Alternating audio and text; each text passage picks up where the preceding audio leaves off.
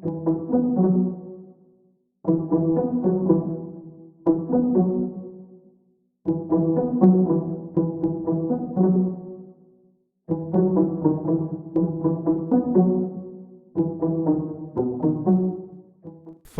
voka-pifidianana izay tany amin'ny commune Vatomandry voalaza amin'izao fotoana izao fa olona 20 no voasambotra ary niakatra fitsarana.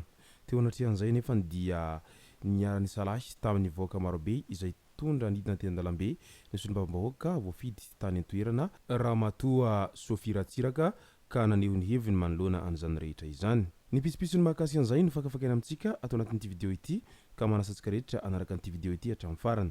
Aza dino ny milaiky ny video antsika ary tsarovatra hatrany miabone amin'ny chaîne antsika mba ahafahanareo manaraka sy tapaka ny video zay lefa nahita isan'andro. Tsy ampy-andrela moa isika fa avy hatrany tonga dia vavany ndao ary.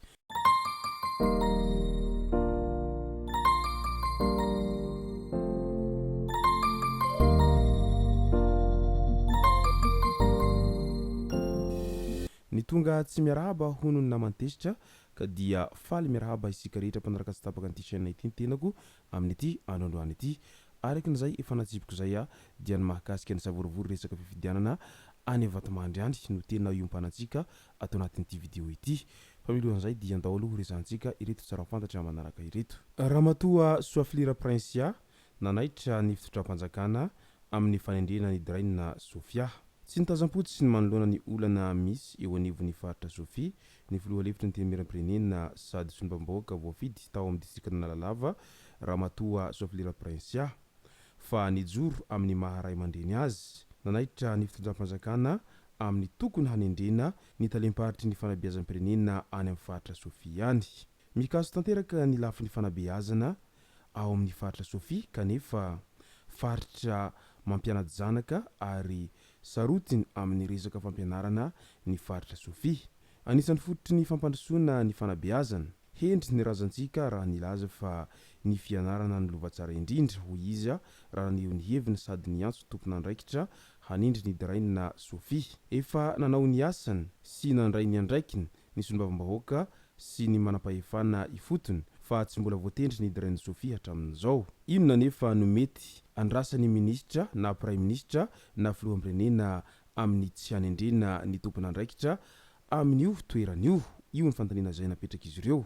Fantatra hatreto fa tsy ireo solombavambahoaka no misahana ny fanendrena Draina araka ny feo ahelin'ny sasany. Tokony ho tonga saina ny fitondram-panjakana fa misy fiantraikany ratsy ny fahabangana misy eo anivon'ny Draina nandritra ny volana maro fa arantsika eto ny mety ho toyny na mbola hanao be marenina ihany ny ministera na handray ny andraikiny avy hatrany hoy izy ireo. Midika izany fa tsy mitazam-potsiny ireo tompon'andraikitra rehetra any amin'iny faritra ny Sofia iny mba hikatsahana ny tombotsoa iombonana izay indrindra fa ny tombotsoa eo amin'ny lafiny fampianarana izay satria ny fahaizana ny lova tsara indrindra ary io raha teo no fototry ny fampandrosoana ka izay no mahatonga an'ireo ray aman-dreny any amin'ny faritra Sofia somary sarotiny amin'izay resaka fampianaran-janaka izay ary isan'ny faritra tena be mpampianan-janaka ihany koa moa raha iny faritra Sofia iny ary maro ny manam-pahaizana izay mivoaka avy amin'iny faritra ny Sofia iny ary hita manerana ny nosy moa ny fahaiza manao nireo ankizy avy any amin'ny faritra ny Sofia izay.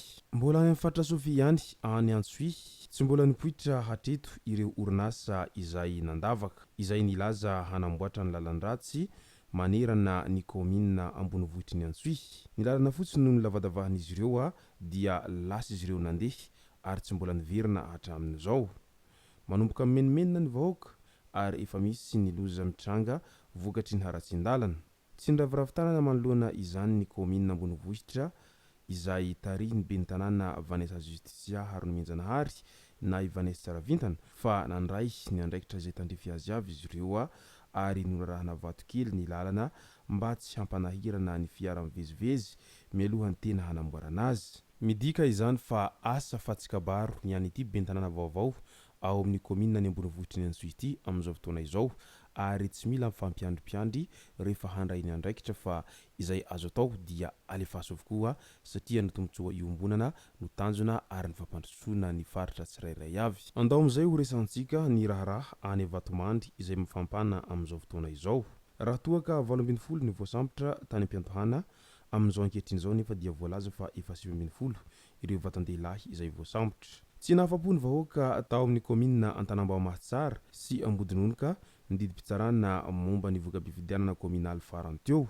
Lany tamin'ny Sambato ambony ny kandida izay tsy miankina Piero Martino Solonirina nandritra ny vokatra vonjimaika izay navoaka ny CED tao Vatomandry. Nahazo salanisa ambany kosa ny kandida Irmar Jacques Dieudonné tao amin'ny komina Ambodinonika. Akory nefa nahagagana rehefa nivadika izany vokatra izany rehefa namoaka didim-pitsarana izay nampandany tampoka an'ity kandida izay natolotry ny Irmar Andriamatoa Jacques Jean Didier ity ny tribunal administratif. Toraka izany ihany koa ny tao amin'ny komina Antanambao-Mahatsara mbola distrikan'ny Vatomandry ihany.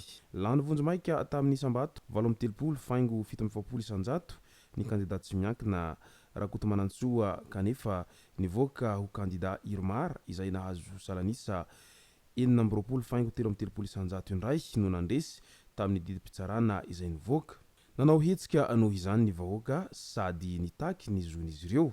Nangataka ny hisiny ny rariny kanefa fisamborana no setriny izany izay tsy voasambotra ny findramonina sy ny afina any anaty ala. Tafiakatra hatrany amin'ny 70 no voasambotra sy nakarina fitsarana tamin'iny andro ny 9 febroary 2024. Miisa 70 ho iaho ireo voasambotra noho ny fanoherana ny voka-pifidianana kominaly ao amin'ny distrikan'ny Vatomandry. Ny 7 voasambotra tao amin'ny komina Ambonivohitry ny Tanambao-Mahatsara ka ny iray tamin'ireo no miaramila Amperinasa. Ny 5 kosa tao amin'ny komina Ambanivohitry ny Ambodinonika Rangalana. Mbola mitohy ny fisamborana ary atao azalambo ireo izay miafina any anaty ala tsy mangasitraka io voka-pifidianana io hatry ny zoma alina ka voatery sy mitsoko ninana any anaty ala ireo izay mpanao fihetsiketsehana raha ny nambarany solombavam-bahoaka Sofiratsiraka. Tsy misy ny demokrasia ary vohitsakitsaka ny zofototra mahaolona izay fatra-piaro ny safidiny ho hiatrany solombavam-bahoaka ny Vatomandry. Niakatra fampanohavana ireo 80 amin'ireo voasambotra raha toaka efa nampiakarina any Antananarivo kosa ilay miaramila adjudant chef. Midika izany rehetra izany fa tena azo lazaina fa mafampana ny toedra raha any amin'ny distrikan'ny Vatomandry iny amin'izao ankehitriny izao noho n'izay savorovoro eo amin'ny resaky ny tsy fanekena ny voka-pifidianana ofisialy izay navoaka ny tribunal administratif izay ary isany miteraka resabe raha teo moa izany rehetra izany manerana ny nosy amin'izao ankehitriny izao indrindraindrindra fa ny fisamborana ireo olona izay mitaky sy manao fihetsiketsehana izay dia isany tena maneho ny endrika ny tsy fisiny demokrasia hoy ireo izay mpanara-baovao sy ireo olom-pirenena indrindraindrindra fa ireo olona izay mpandalina ara-politika raha mandinika sy mamakafaka ny zava-misy amin'izao ankehitriny izao ka dia andrasantsika eto ary ny mety ho toy ity raharaha ao Vatomandry ity asa raha ho isy fiovana ihany na ihany koa mety hijanona amin'ny vokatra izay navoaka ny tribunal administratif ihany ny mahakasiky n'izay ben'ny tanàna any an-toerana izay. Izay sy zay ny masaka azonareo tanatin'ity video ity tompoko lasy tompoko vavy misaotratsika rehetra naraka an'ity video ity hatramin'ny farany. Aza diny ny milaiky ny videontsika ary tsarovatrany ny miabone amin'ny chaîne antsika mba ahafahanareo manaraka sy tahapaka ny video zay lefa nahito isan'andro. Tompoko lasy tompoko vavy mankasitraka dia marary soa.